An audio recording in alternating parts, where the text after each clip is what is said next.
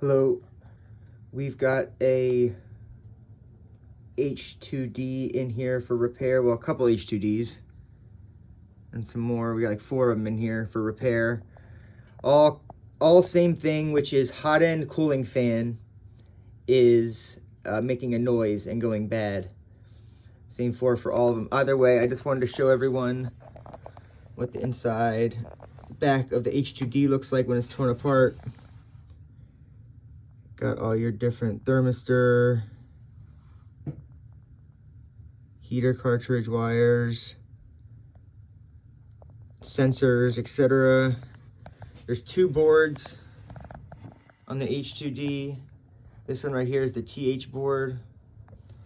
And we have the extruder board pulled out over here.